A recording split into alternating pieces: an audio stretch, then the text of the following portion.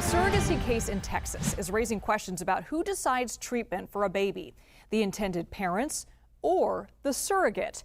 The child, known as Baby Gabriel, was born today. The intended parents of Baby Gabriel, who are in California, requested that the surrogate undergo an abortion at 20 weeks when they learned the baby had a rare and serious heart defect. The surrogate refused and traveled to Texas. Now, Attorney General Ken Paxton is involved with all of this. CBS News reporter Shawna Mizelle is following this story for us from Atlanta, Georgia. Shawna, what's the latest in this case? Hey Liz, Attorney General Ken Paxton has been very involved with this case. Just yesterday, he secured a court order that said that life-saving medical care must be rendered to baby Gabriel when he is born, and CBS News can confirm that the baby was born today. We have confirmed this through the lawyer that is representing the surrogate. Now, back to that court order that Ken Paxton secured yesterday, it also says that baby Gabriel cannot be transported out of the state of Texas until those custody matters are resolved. As you mentioned, the biological parents are in California. Shawna Mizelle, thank you so much. All right, I want to bring in Alexis Cirel, the founding partner of the fertility law practice at SSRGA. Thank you so much for being with us. How are these surrogate agreements usually framed as far as the baby's health and the rights of both the biological parents and the surrogate? Right. So the thing is with these surrogacy agreements, they vary in terms of what it can and can't be provisions in there by state.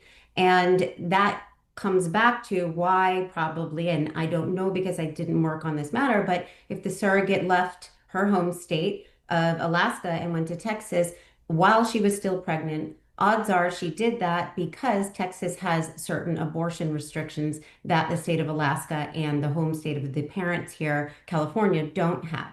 So if she traveled there while she was pregnant, it's likely that she was seeking safe haven there against the abortion that had been requested rather than the treatment that she would be seeking once the child was born. Different rights come into play and different obligations come into play pre and post birth.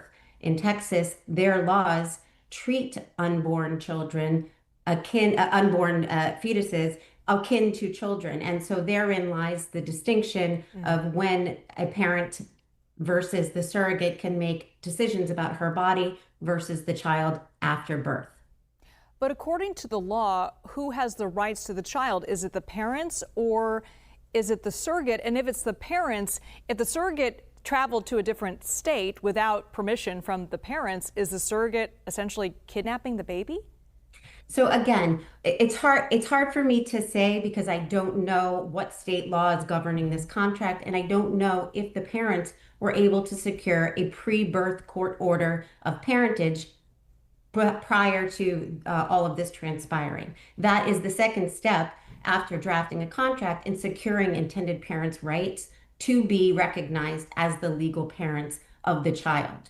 In many states and in many contracts, it is articulated that the parents, the intended parents, become the legal parents with all attendant rights and obligations immediately upon birth, that becomes effective the minute the child is born. In some states, it's different, and that's not recognized until you have a court order. So I don't know whether that happened here, but again, it's very different what rights we're talking about before the child's born versus when the child is born.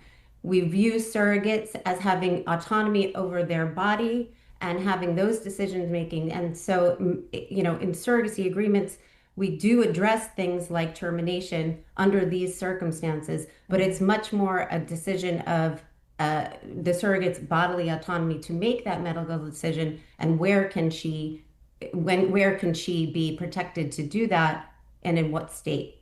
Now, if a contract is signed in, say, a state like California or any other state, would the rights or the laws abide by that state, even if the child is taken to another state? So that's probably precisely what happened here.